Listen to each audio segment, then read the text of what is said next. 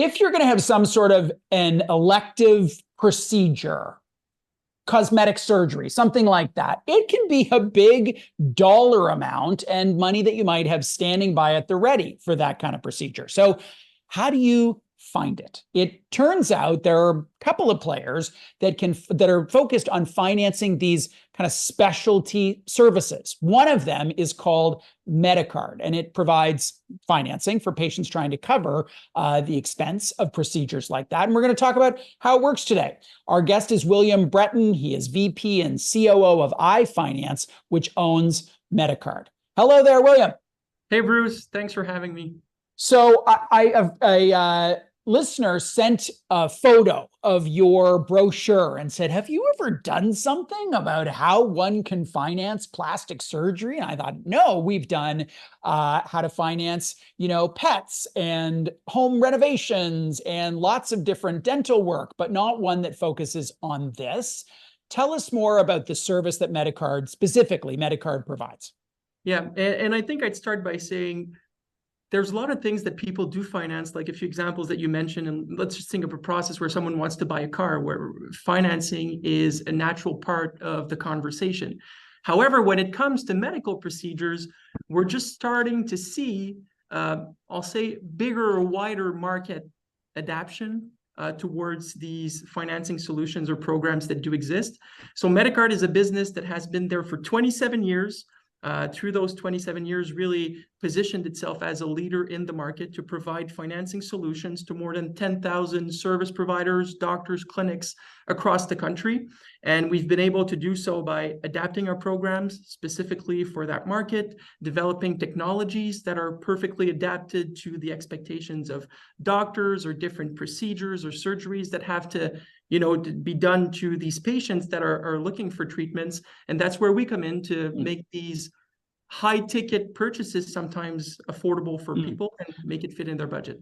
And I want to contextually say, people should do what they want to do. So we have no judgment around here about what you spend your money on. And for some people, it's something that is about self-confidence, right? So that may be why they're heading to a plastic surgeon. So let's use that as an example. I don't know what the range of cost of procedures would be, but let's say it's somewhere between, I don't know, 10 and 30 grand or so. If they don't have that money sitting around, what's the process like for them? How do they apply for this kind of financing?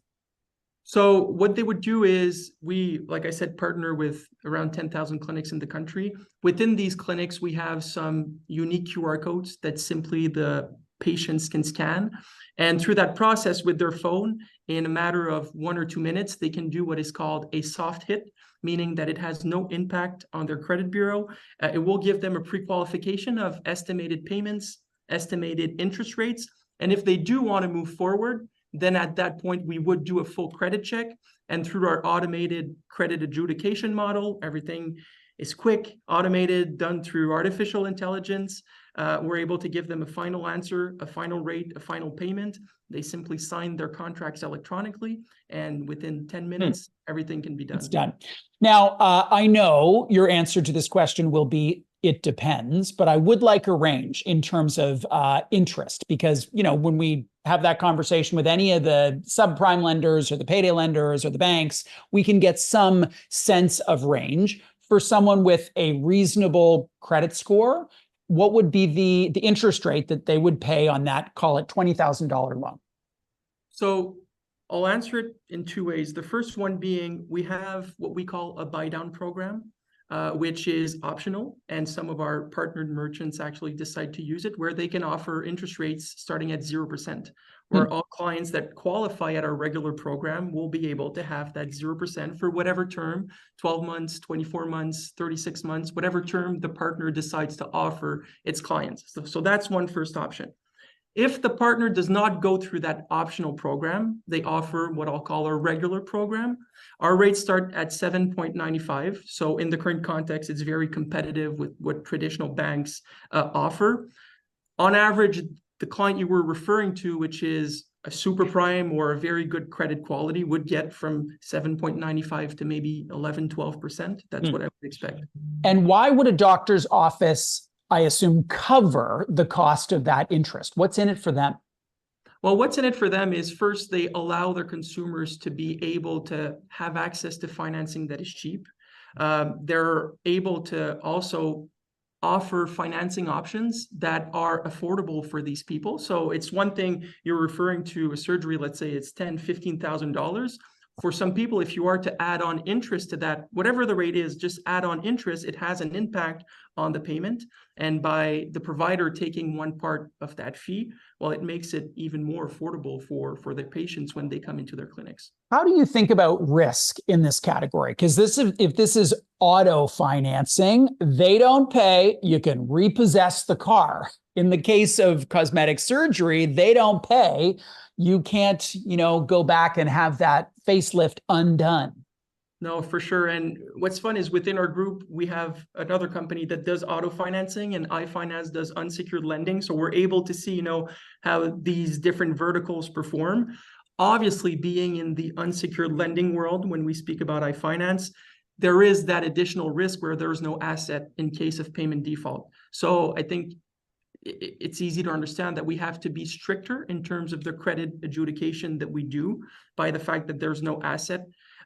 Also, for us, when we give out a loan to someone or extend a loan, we obviously want to give them conditions that they'll be able to pay back. If we put a client in a situation where they're too indebted, they're not able to do their payments, it's not to our advantage, because in the end, they won't end up paying. We won't make money. They won't pay off their loan. No one wins.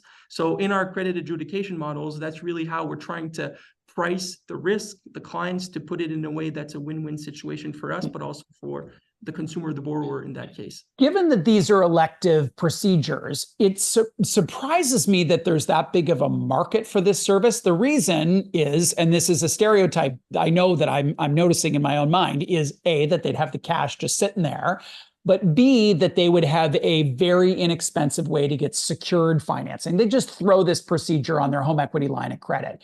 Why do you think a client of a plastic surgery clinic wouldn't do those things that I have mentioned?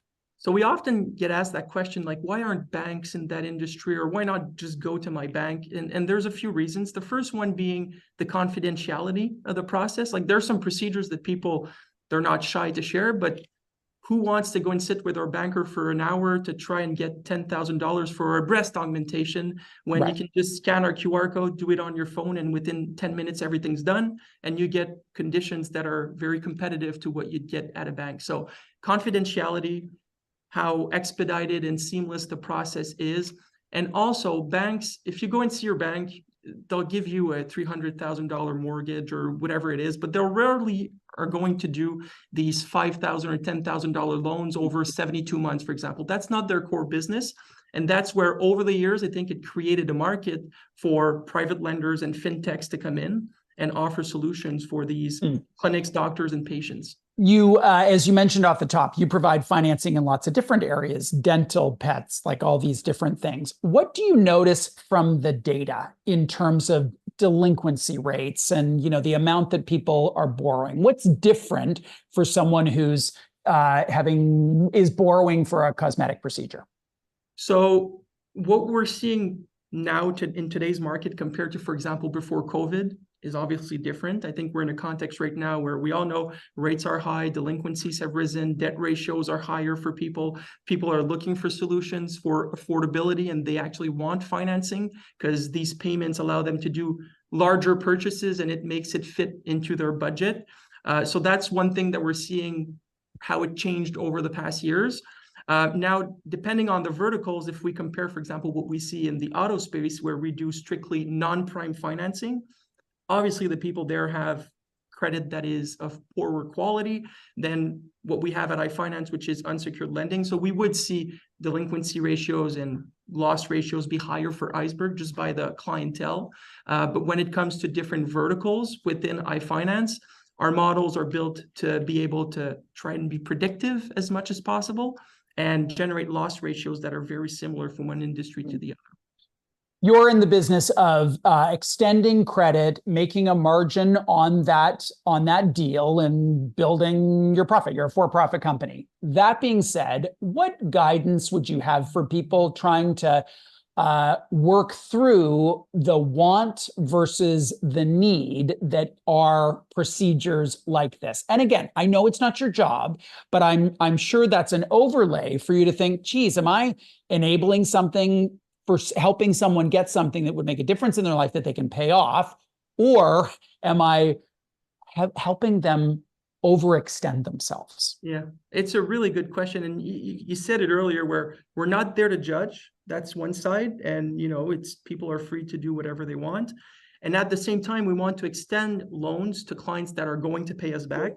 And it's in our interest to not overextend these consumers or put them in too much debt, because if we do, they won't end up paying us. So that's where we try to find, the right balance. But to your point, and we refer to, I give often the example, let's take someone, they've been trying to have a baby for 5 years and they're not able to do so. And they really want to be parents and they have to go through a fertility treatment that's going to be $40,000.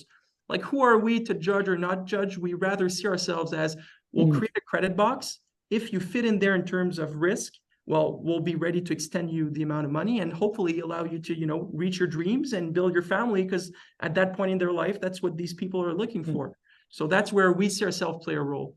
I'm glad you brought up other categories, because I know the easy way in here is on cosmetic procedures, but other procedures that maybe people would leave the country for that might not be life-saving, but could make a significant difference in quality of life that just aren't available in Canada on a short-term time horizon. There are lots of different reasons why people would seek out different ways to finance. William, I appreciate you joining us today. Thank you. Thank you, Bruce, for having me. Take care.